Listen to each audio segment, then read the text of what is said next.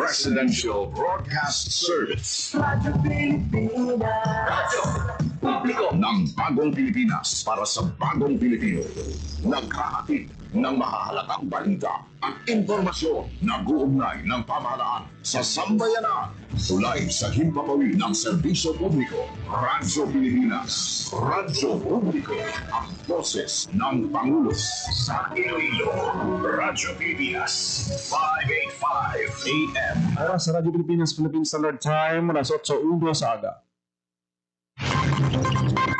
Nagapangunang nga balita sa syudad, sa mga banwa, sa probinsya sa Iloilo, kagkaingon ng mga probinsya. Mga pananaw sa likod sa mga balita. Inyong mabatian sa Radyo Pilipinas Iloilo News. Mga balita na magasukata sa inyong aga. Ginbantayan, ginsunod, gintipon sa Radyo Pilipinas Iloilo News Team. Gikan sa hulot balitaan. Diretso sa inyong palamatian. Yari ang Radyo Pilipinas News.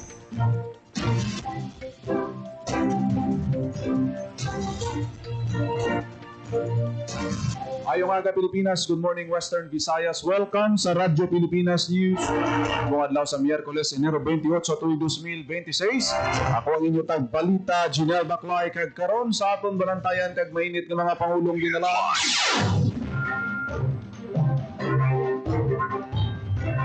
Pagbalik sa judging area sa dinagyang sa city proper kag carousel type nga parada inaduso sang IFFI chairman. Inadubilian ng mga items na nakumpiska sa dinagyang festival ginpangguba sang ICPO. IFFI pangitaan paagi nga panubuan ng presyo sang rental sa mga food kiosk sa dinagyang. ICAS nakadakop sang 265 ka violators sang dinagyang festival. Gobyerno probinsyal sa Negros Occidental nagpalabot sang kabalaka kag pagbuilog sa mga pamilya sang crew sang MV Devon Bay. Governor Javier sang Antique ginabiabi ang bago nga Antique Provincial Director. Top 4 most wanted person sa Antique nadakpan sa Cotabato. 3 ka milyon nga farm inputs ginpanagtag sang DA sa mga maunguma sa Negros Occidental. Bacolod City kag Department of Energy nagpermahanize ang kasugtanan tuhoy sa waste to energy kag solar program. Makakatapos ang BJMP sa San Carlos City, Negros Occidental, may dalom sa road safety seminar sang LTO-NIR. COMELEC voters registrations hiwaton sa Arevalo District subong nga semana.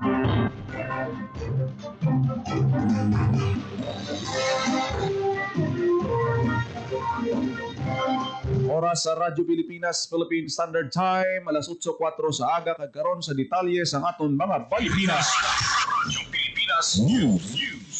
Pagbalik sa judging area sa dinagyang sa city proper kag carousel type nga parada ginaduso sa Iloilo Festivals Foundation Incorporated sa Madason nga tuig. Radyo Pilipinas. Radyo Pilipinas.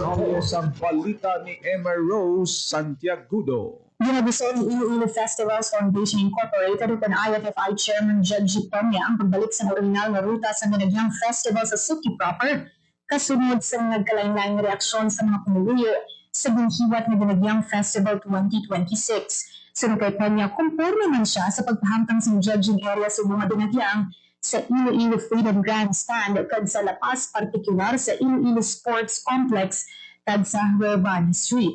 Panguyag niya na pamatian nga ng mga panulyan sa pumuluyo na ibalik ang dinagyang sa daan sa mga ruta. Luyag naman na ibalik ang 4.5 ka judging area sa city proper. Yung payag naman ni Eric Bonigracia, Artistic Director sa IFFI, na tunan niya kag talakayon sa board ang pagbalik sa ruta sa dinagyang sa city proper. So sa opisyal, una nila nga nagdesisyonan ang pagsaylo sa judging area sa city proper sa lapas, agud madi-congest kag malikawan ang mabugat na trapiko sa city proper.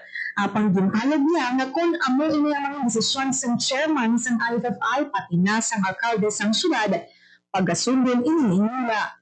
Para sa Bagong Pilipinas, ang Rosasyo Radyo Pilipinas, Radyo Publiko. Radyo Pilipinas. Radyo Pilipinas Pilipinas News. Nagpatigayon sa ceremonial destruction ng Iloilo City Police Office para sa 687 kamagi na dumilian nga items na nakumpiska sa Dinagyang Festival 2026. Ang maging pangguba nga items, ginalakipan sa 250 ka ballpen, 139 ka vapes, 114 ka lighters, 126 ka pack sang sigarilyo, kag 58 ka bladed weapon sa mga ginadumilian nga items na kumpiska. So ginestablisar nga pedestrian screening area sang highlights ng Dinagyang Festival. Suno sa ICPO, ano sambit nga tikang nakabulig para mangin maninong kag matawa ang selebrasyon. Magluwas sa preventive policing, pagsuporta man ni sang ICPO sa smoke-free campaign sang syudad. Radyo Pilipinas News. Festivals Foundation Incorporated pangitaan sang paagi nga mapanubuan ng presyo sang rentals kag food kiosk sa Dinagyang Festival. Radyo Pilipinas. Detalye sa balita ni Emma Rose Santiago. Pangitaan sang paagi sang Iloilo Festivals Foundation Incorporated o IFFI nga panubuan pa ang presyo sang rental sang food kiosk sa Iloilo Dinagyang Food Festival. Ini ang pasalit ni Joe Trenes, chairman sang Iloilo Dinagyang Food Festival. Sunod sa opisyal, naka-istorya na sila kay Iloilo City Mayor sa Trenes kag ginalantaw nilang posibilidad nga is-subsidize ang pagrental sang food kiosk. Yung palag nga nagsaka sa 1,000 pesos ang presyo nga ng food kiosk sa bumatuig kag naglabot sa 18,000 dahil mas manubuang gintugutan nga magbaligya kung makontrol kag hindi magutok ang dalan. Bigyan nga yung nga ng labing una nga kaidungan na nag-partner sila sa Iloilo Hotels and Restaurants Association kung kira agad sila na ang nagdumala sang Dulong Dinagyang Food Festival. Kung mapanubuan ng presyo sa rentals ng food kiosk, makontrol man kag mapanubuan ng presyo sa mga pagkaon kag inunon. Sa piyak sinigi ng kabin sa opisyal na nangin madinalago ng paghiwas ng Dinagyang Food Festival sa mga tuig na mas organisado ini. Madamo man sa kiosk o nga temprano man naubusan sa food stocks. Kag nangin epektibo ang pagdumala kag paghabil sa basura na nangin issue sa naglikat ni tuig. Pasalig nga tinawaan pag-ibnila na may improve pagid ang pag-organisa sa food festival sa masunod na Dinagyang Festival. Para sa Bagong Pilipinas, sa Radyo Pilipinas, Radyo Pilipinas News. Naglabot sa 265 ka mga violators sa nadakpan sa Iloilo City Anti-Smoking Task Force o kung ICAS nga naglapas sa Anti-Smoking Ordinance sa tion sang Dinagyang Festival. Suno kay Nico Garingalao, tagpamuno sang ICAS na nasambit nga numero 73 ang ilan nadakpan sang Enero 24 kag sang Enero 25 nga ang highlight sang Dinagyang. May 192 naman ka nadakpan isa kasimana antes ang kahiwatan na nakipan sa mga naglapas sa ordinansa ang 3 ka mga foreigners. Dugang ni Garingalao halos tunga sa ilang na record nga violators mga pangayaw kag ang tunga naman lunsay taga Iloilo. Magluwas diri may 3 man ka establishmento ang nadakpan nga naglapa sa ordinansa. Radyo Pilipinas News. Gobyerno provinsyal sa Negros Island nagpalabot sang kabalaka kag pagbilog sa mga pamilya sang crew sang MV Devon Bay. Radyo Pilipinas Sa detalye sang balita. Nagpalabot sang kabalaka kag pagbulog ang Negros Occidental Provincial Government kag ang bugos nga komunidad sa Monigrense sa mga pamilya na kay Captain Elmar Hucal halin sa San Enrique kag Gijanpo Partosa Marfa halin sa Cavite City. Sila ang kabahin sa mga cruise ang MV Devon Bay na tugtog subong. Wala pa nakitaan matapos ang aksidente sa lawid sa West Philippine Sea sa Enero 23. Kadungan sini, ginkilala sa probinsya ang kaisog kag pagkamaayo nga lider ni Captain Hucal sa pagtinguha nga masiguro ang kaluwasan sa iyang mga tinago. Isa kabuhat nga nagapakita sa pinakamataas nga kalidad sa isang kamarinong Pilipino. Nagpanawagan man ang gobyerno probinsyal sa mga otoridad ka mga maritime stakeholders na padayunon kag pabasugong pagid ang search and rescue operations para sa mga seafarers nga padayon nga ginapangita. Para sa Bagong Pilipinas, JP Harvas, Radyo Pilipinas, Radyo Publiko. Radyo Pilipinas News. Ginabiyabi ni Antique Governor Paulo Javier ang bagong Antique Provincial Police Office Director, Police Colonel Ryan Divara sa giniwat na turnover of command. Sisuno kay Javier Dapat nga matutukan sa gyapon ng peace and order programs pagpasiguro nga ang probinsya hilways illegal nga droga kag tapnaon ang cybercrime. Sa pagpungkos ang bago nga hepe sa Antique Police Provincial Office ginpasalamatan naman ni Javier si Police Colonel Leia Rose Peña sa iya profesionalismo sa pagpamuno sa Antique PPO. Gindayaw man ni PRO6 Chief Director Brigadier General Josefino Digan ang nangin dedikasyon kag accomplishments ng Antique PPO sa idalom sang pagpamuno ni Colonel Peña. Radyo Pilipinas. Radyo Pilipinas News. Takpan sang kapulisan ang top 4 most wanted person sa probinsya sa Antique sa barangay poblasyon Antipas, Cotabato. Ang suspect kilala nga si alias Bulit, 43 anyos, kag residente sang Purok 6, barangay poblasyon Antipas, Cotabato. Kaso nga murder ang ginapangatubang sang suspetsado. Yung tingob nga puwersa sa Kulasi Municipal Police Station, Antipas Municipal Police Station Provincial Intelligence Team, Antique PPO, kag Regional Intelligence Unit 6 ang nakapatigayon sang operasyon. Sa karon niya sa kustudiya sang Kulasi PNP ang suspetsado para sa nagakaigo nga disposisyon sang iyang nga kaso. Radyo Pilipinas. Radyo Pilipinas News. Sa iban pang balita, 3 million pesos nga farm inputs ginpanagtag sa mga mangunguma sa Negros Occidental. Radyo Pilipinas. Radyo Pilipinas. Report. Sa detalye sang Nagpanagtag ang Negros Occidental Provincial Government sa farm inputs below 3 million pesos sa Federation of Irrigators Associations Central Negros Bago River Irrigation System o kanang FIACN-BRIS. Ini nga tikang nagatuyo nga pabaskugon ang seguridad sa pagkaon kag produksyon sa probinsya bilang inisyal na bulig na pulo sa 44 ka mga member association ang nakabaton sa mga farm inputs kaangay sa mga bibi, abono, pestisidyo kag mga makinarya. Sulo sa opisyal sa nasambit ng federasyon nakugid ang bulig sini agud mapasaka ang kalidad kag kadamuon sang patubat sa mga mangunguma. Ining inisyatibo nagatuyo man nga pataas ang palangabian sa mga mamuna kag masiguro na may ara sila sa istable nga kita. Ang iban pa nga asosasyon ang ginalauman nga makabaton sa akong suporta sa labing madali na panahon. Para sa Bagong Pilipinas, JP Harbas, Radyo Pilipinas, Radyo Publiko. Radyo Pilipinas. Radyo Pilipinas News. Iloilo Provincial Government nag-turnover sa cheque sa 4 ka mga barangay para sa konstruksyon kag rehab sa mga multi-purpose covered gym kag karsada.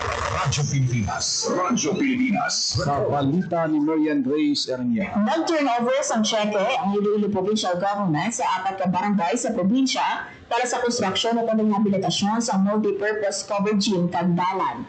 Nagbaton sa 2.3 million pesos ang sitio Kalungbuyan, Barangay Bantod, Fabrika Dumangas, masobra sa 3.2 million pesos ang Barangay Hamud Batan, kag masobra sa 4.7 million pesos ang Barangay Lambuyaw Otong para sa construction kag rehab sa multi-purpose gym.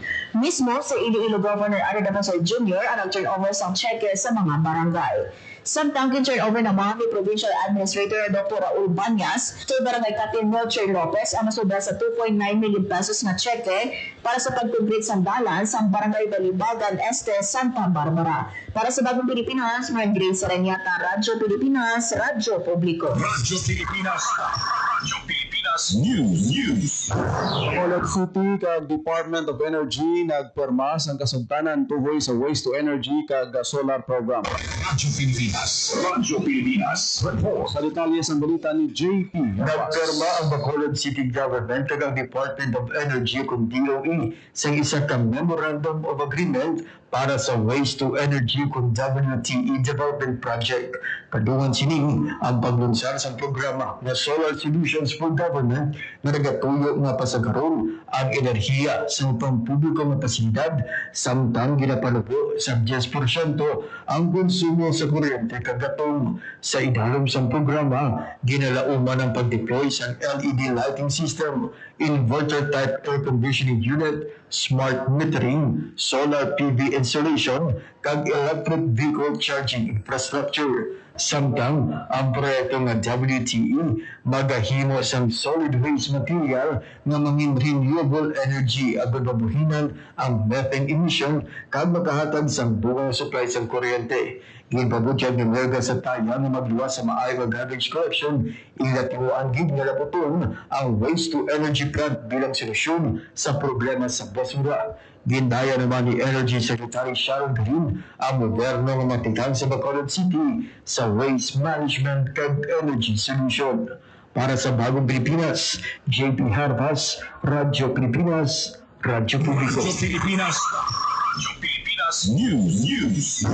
Yung pangunahan sa mga katapos ng Land Transportation Office San Carlos City sa Negros Island Region ang pagkandak sa Defensive Driving and Road Safety Seminar para sa mga katapos ng Bureau of Jail Management and Penology San Carlos. Tinutuyo siningi mapasangkad pa ang pagtudlo sa responsible driving sa pila ka mga personnel agon mapataas man ang ila road safety awareness. Sanday Jeff Saison kag Wincy Mijares ang LTO-NIR ang nagpauna sa tag-lecture nanuod sa defensive driving practices, traffic safety principles, kag accident prevention strategies. Ang LTO Negros Island Region, komitido gid sa pagtudlo sa mga motorista, kabuylo nga nagkalain-lain ni ahensya sang gobyerno sa pagduso sa road safety education pagi sa interagency collaboration. Radyo Pilipinas News. Pagkakadulong ang voters registration sa Commission on Election Iloilo City sa Distrito San Arevalo karon nga semana. Kahapon nga adlaw, subong adlaw, Enero 28, natalana ang voters registration sa Barangay Santo Domingo, Barangay Hall. Ang schedule naman sa registration sa Enero 29 sa Buhon, Arevalo, sa Enero 30 sa Barangay Santo Niño Sur, kag sa Enero 31 naman sa Santo Niño Norte. Gintangabay sang COMELEC nga magproseso sa pag-update sa ilang mga records, pagparehistro sa mga bagong botante, samtang may kahiginan pa. Magalawig ang registration tubtob sa bulan sa Mayo para sa nagahilapit nga barangay NSK elections nga pagahiwato naman sa bulan sang Nobyembre subong nga tuig. Radyo Pilipinas News. Mga nag-graduate sa Household sa Pantawid Pamilya Pilipino Program sang DSWD Field Office 6 naglabot na sa 117,000.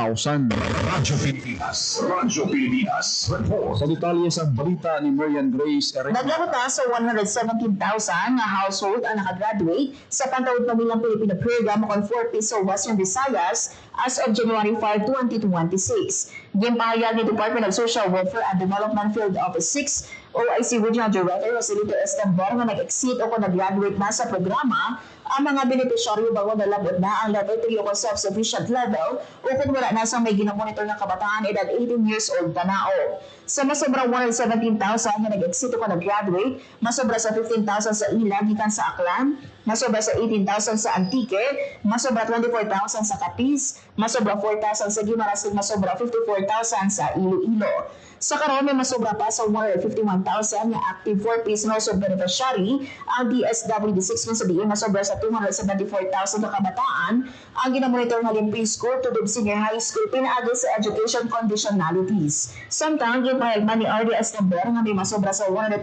na exiting 4Ps beneficiary bago nalabot na ang pito ka tuig nga maximum residency program. Ang 4Ps isa ka National Poverty Reduction Strategy kag Human Capital Investment Program nga nagahatag sa conditional cash transfer sa mga maimog na household para makapamaayo sa ila ikaawing lawas, nutrisyon kag edukasyon. Kada bulan may ginabaton niya cash grant ang mga estudyante kag nagabaton na sa health grant kag rice subsidy ang mga benepisyaryo. Para sa Bagong Pilipinas, Marian Grace Aranyata, Radyo Pilipinas, Radyo Publiko. Radyo Pilipinas News. Sobra siyam kagatos ka mga estudyante sa Pototan Iloilo ginpaidalam sa dental preventive care. Radyo Pilipinas Report. Detalye sa balita. Ginpaidalam sa dental routine preventive care ang 995 ka estudyante sa Rizal Elementary School sa Pototan, Iloilo. Ginpangunahan sa Iloilo Provincial Health Office or Health Program, kaupod ang Dr. Connie Lazaraga del Mundo Foundation ang dental routine preventive care sa mga estudyante. Tinutuyo sa kayutan na ipromote ang oral health at preventive care sa mga estudyante. Magliwas sa paghatag sa dental na serbisyo, nagparagdag man sa oral hygiene kits sa mga estudyante. Nag-upon sa aktibidad si Miss Iloilo Heartfelt Queen 2026, Angel Ann Polines Teruel. Para sa Bagong Pilipinas, Mary Grace Aranyata, Radyo Pilipinas, Radyo Pilipinas. Radyo Pilipinas News. Isuspende ang klase kag trabaho sa Aklan State University kahapon nga adlaw sa Ibahay Campus matapos makabaton sa bomb threat ang universidad. Sige pagawa ng advisory sa mulutuan ang threat ginpadala paagi sa Messenger app.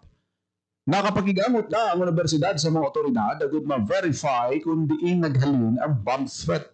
Prioridad sa Aklan State University ang mga safety sa mga estudyante kag tanan nga empleyado sa bulutuan. Radyo Pilipinas. Radyo Pilipinas News.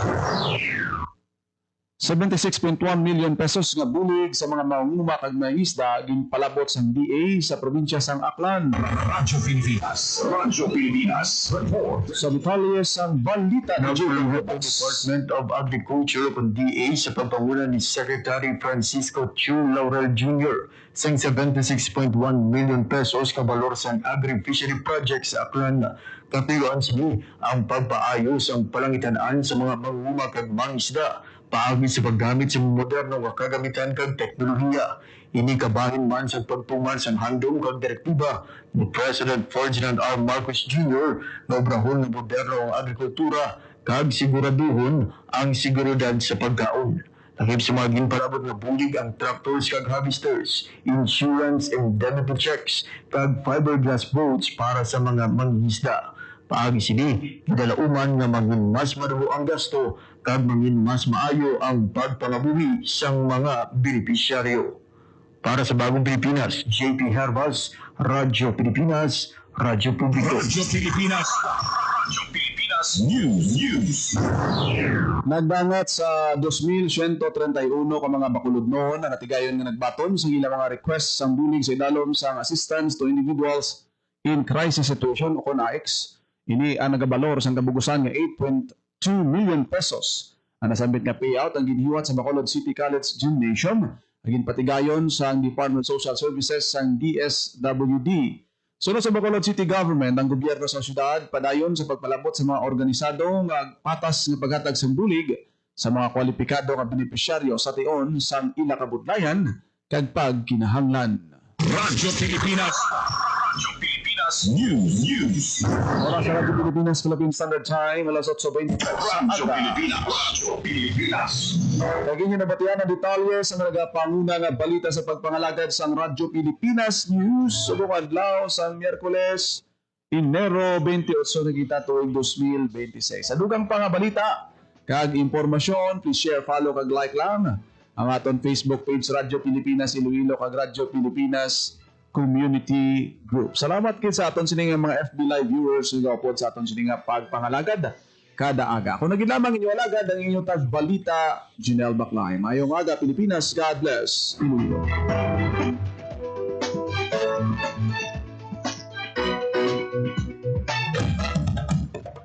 Ito ang Presidential Broadcast Service. Radyo Pilipinas.